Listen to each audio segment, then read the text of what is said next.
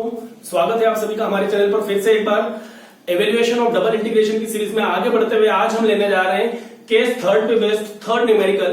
Case 3 में last दो videos में हमने आपको दो कंटिन्यूअस न्यूमेरिकल्स दिए थे। उन न्यूमेरिकल्स में और आज के न्यूमेरिकल में थोड़ा सा डिफरेंस है। इसके पहले हमने डबल इंटीग्रेशन के एवेल्युएशन में केस 1 डिस्कस किया, केस 2 डिस्कस किया। केस 1 में हमने देखा कि जब हमको डबल इंटीग्रेशन में दोनों ही लिमिट्स इंटीग्रेशन की कांस्टेंट फॉर्म में हो तो उसका एवेल्युएशन कैसे किया जाए। केस 2 में हमने देखा कि कैसे यदि हमको इंटीग्रेशन की एक लिमिट कांस्टेंट फॉर्म में गिवन हो, दूसरी लिमिट वेरिएबल फॉर्म में गिवन हो तो उस इंटीग्रेशन का एवेल्युएशन हमने सीखा। केस 3 में हमने देखा कि जब हमको इंटीग्रेशन की दोनों ही लिमिट गिवन ना हो बल्कि रीजन आर जो है जिसके अलोंग हमको डबल इंटीग्रेशन फाइंड आउट करना है वो रीजन किन डिफरेंट कर्व से बाउंडेड हो। तो इस प्रकार के डबल इंटीग्रेशन को किस प्रकार से एवेल्युएट किया जाए, लास्ट दो वेराइटीज हम कवर कर चुके हैं। आज हम थर्ड केस पे ही एक तीसरी वेराइटी भी कवर करने जा रहे हैं। इस क्वेश्चन में यदि देखा जाए तो हमको करना क्या, डबल इंटीग्रेशन एवेल्युएट करना है over the region R of the function x square y square, जहां आर जो है x is equal to 0, y is equal to 0, x square plus y square is equal to 1 and x is greater than equal to 0, y greater than equal to 0 से bounded है। अब इन सब का मतलब क्या होता है, अब वैसे हमने लास्ट वीडियोस में भी इस पे दो न्यूमेरिकल लिए, थर्ड न्यूमेरिकल की हमको क्यों जरूरत पड़ी, क्योंकि यहां जो है एक ऐसा स्ट्रक्चर तैयार होने जा रहा है। हम देखेंगे कि इस थर्ड क्वेश्चन में हमको पोलर कोऑर्डिनेट्स पे भी अपनी कैलकुलेशन को शिफ्ट करनी पड़ेगी। फिर हम देखेंगे कि कहीं ना कहीं बीटा एंड गामा की तरफ भी हमको हमारी कैलकुलेशन को लेकर जाना पड़ेगा। तो कुल मिलाकर के एक बहुत इंपॉर्टेंट जो है न्यूमेरिकल अपने आप में तैयार हो रहा है। तो लेते हैं थर्ड केस पे बेस्ड थर्ड क्वेश्चन। अब हम बात करें, जैसे कि हमने कहा कि सबसे पहले थर्ड केस में जब हमको लिमिट नहीं गिवन होती है तो हमारा जो सबसे पहला उद्देश्य होता है वो ये होता है कि कैसे भी करके हम इंटीग्रेशन की सबसे पहले लिमिट को फाइंड आउट करें। अब लिमिट फाइंड आउट करने के लिए हमें क्या करना होगा, सबसे पहले जो भी कर्व दिए गए हैं उन कर्व को एक्स वाई प्लेन पर हमें ड्रॉ करना होगा, हमें कर्व की ट्रेसिंग करनी होगी। तो यदि हम कर्व की ट्रेसिंग करें तो देखिए ये हुआ x plane, x axis, y axis, ये हमारा ओरिजिन हुआ। अब यदि यहाँ पे हम डिफाइन करें तो x is equal to 0, y is equal to 0 हम अच्छे से जानते हैं। पूरे x प्लेन को हम कहते हैं y इज इक्वल टू 0 और पूरे y प्लेन को हम कहते हैं x इज इक्वल टू 0। अब यहाँ पे यदि बात की जाए x square plus y square is equal to 1 तो अपने आप में बहुत स्टैंडर्ड कर्व की इक्वेशन है ये जो एक सर्कल की इक्वेशन को रिप्रेजेंट करता है। हम जानते हैं इक्वेशन ऑफ सर्कल होता है x minus a square plus y minus b square is equal to r square. ये एक ऐसे सर्कल का इक्वेशन है जिसके सेंटर के कोऑर्डिनेट्स ए और बी है और जिसका रेडियस आर है। यदि दिए गए स्टैंडर्ड इक्वेशन को हम हमारी इक्वेशन से कंपेयर करें तो हमें क्या देखने को मिल रहा है, ए और बी की प्लेस पे 0 देखने को मिल रहा है। मतलब कोऑर्डिनेट्स ऑफ सेंटर जो है इस सर्कल में क्या होंगे, 0। मतलब सेंटर के कोऑर्डिनेट्स 0 0 होंगे, मतलब हमारे जो सर्कल का सेंटर है वो ओरिजिन होगा। दूसरी चीज, रेडियस आर का वैल्यू हमें देखने को मिल रहा है 1, मतलब एक यूनिट रेडियस का एक सर्कल यहाँ पे ट्रेस आउट करना होगा। अब यदि यूनिट रेडियस का एक सर्कल हम ड्रॉ करें तो देखिए, अब सपोज ये हमारे पास एक सर्कल है। अब इस सर्कल का ये जो है रेडियस है जिसको हम कह सकते हैं 1। तो ये जो कोऑर्डिनेट है ये कोऑर्डिनेट होगा 1,0 जो एक्स एक्सिस पे 1 डिस्टेंस पे आ रहा है। यदि हम लेफ्ट साइड पे बात करें तो ये हो जाएगा -1,0 एक्स एक्सिस लेफ्ट साइड पे आया, मतलब ये -1,0 हुआ। अब यदि यहाँ पे हम बात करें तो ये जो है पूरे एक्स एक्सिस पे ये हुआ y इज इक्वल टू 0 और पूरे y एक्सिस पे हुआ हमारे पास x इज इक्वल टू 0। अब हमने x इज इक्वल टू 0 बनाया, y इज इक्वल टू 0 को ट्रेस आउट किया, सर्कल को भी पूरा हमने डिफाइन कर दिया यहाँ पे। अब बात करते हैं x greater than equal to 0, y greater than equal to 0। तो इनका मीनिंग क्या होना चाहिए कि भाई x जो है वो 0 या 0 से बड़ा हो मतलब पॉजिटिव हो, y भी जो है वो 0 या 0 से बड़ा हो मतलब पॉजिटिव हो।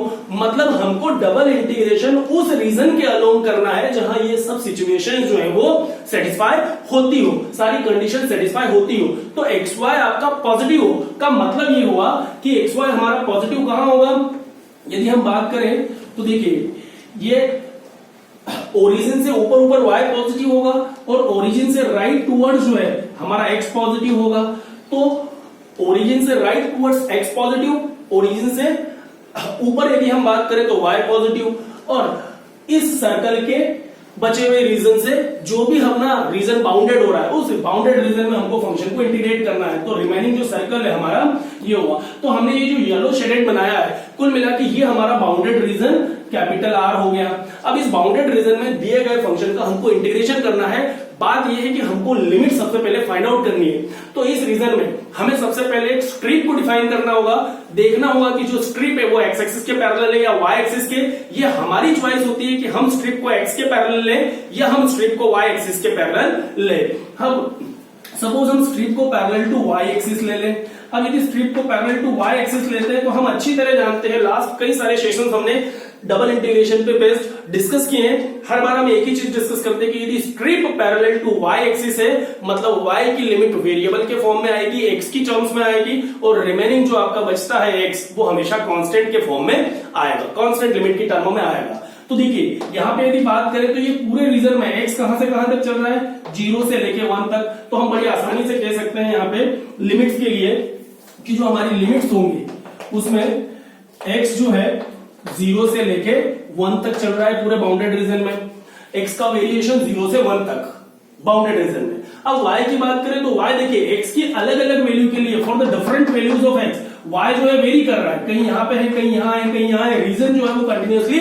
वेरी कर रहा है, मतलब x की अलग अलग लिमिट के लिए y जो है वेरी कर रहा है। तो y को हम कैसा लेंगे, वेरिएबल फॉर्म में लेंगे, कर्व टू कर्व, y की लिमिट कर्व टू कर्व। अब ये जो है रीजन, ये किसका रीजन है, ये जो बाउंड्री है एक सर्कल की बाउंड्री है, और सर्कल का इक्वेशन हमारे पास है x square plus y square is equal to 1। अब y जो है निचला हिस्सा जो है बाउंडेड रीजन का y इज इक्वल टू 0 पे टच हुआ, और ऊपरी हिस्सा यदि स्ट्रिप का देखें तो स्ट्रिप का अपर फेस जो है कहां टच हो रहा है, इस सर्कल को। और सर्कल से यदि हम y की वैल्यू x की टर्म में निकाले तो x square plus y square is equal to 1, मतलब y का जो वैल्यू है वो हो जाएगा root over 1 minus x square. मतलब y जो है वो 0 से लेके 0 से स्टार्ट होके कहां तक जा रहा है, root over 1 minus x square तक जा रहा है। तो इस प्रकार x और y की हमको लिमिट्स मिल गई।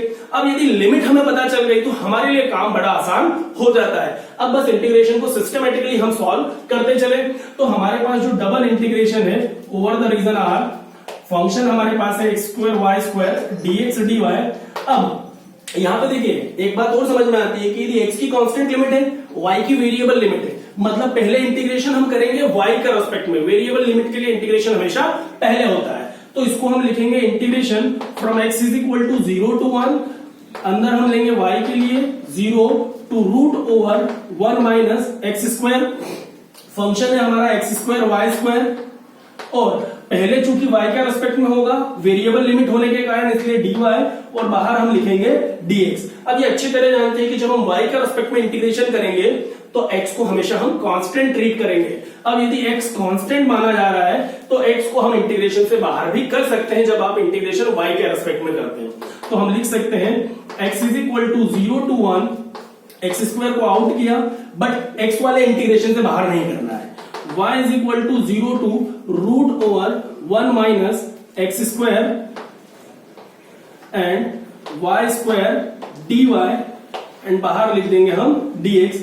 अब सिस्टमेटिकली यदि हम इंटीग्रेशन को सॉल्व करें तो देखिए हमें क्या मिलता है, integration from x is equal to 0 to 1 x square into, अब वाई स्क्वायर का इंटीग्रेशन हो जाएगा हमारे पास y cube by 3, y is equal to 0 to root over 1 minus x square dx।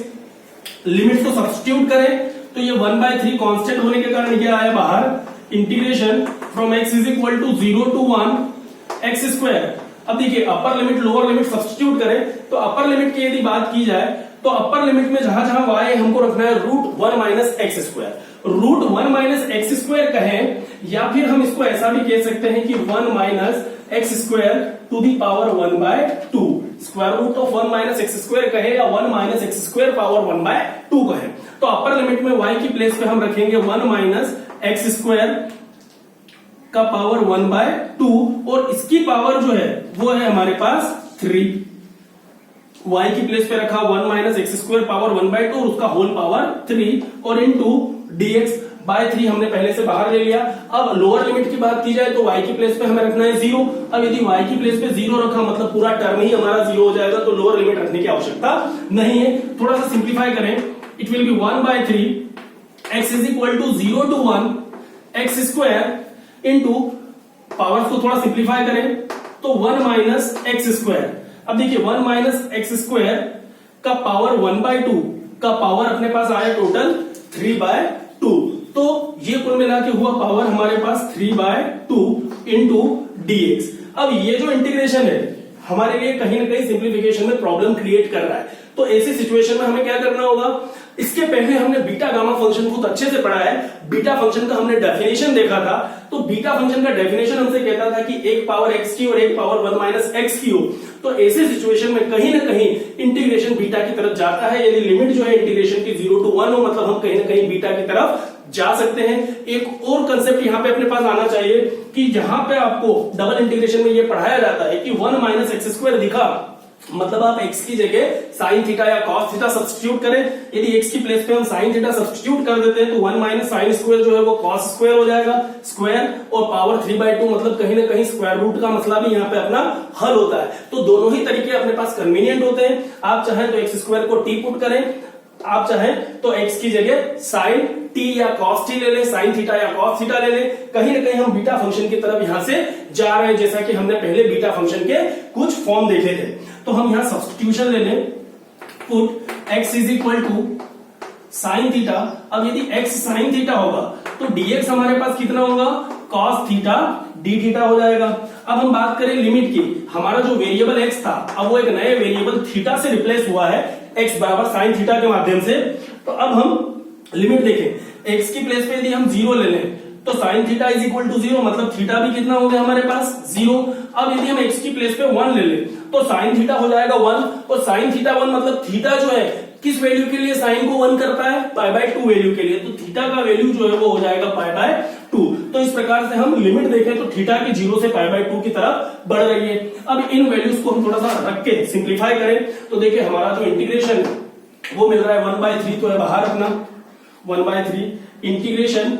अब देखें x is equal to 0 to 1, नया limit हमको मिल गया, theta is equal to 0 to π/2, फिर मिला x स्क्वायर और x की जगह हमारे पास साइन थीटा, तो ये हो जाएगा साइन स्क्वायर थीटा और इंटू 1 माइनस एक्स स्क्वायर, मतलब 1 माइनस साइन स्क्वायर जो कि हो जाएगा कॉस स्क्वायर थीटा।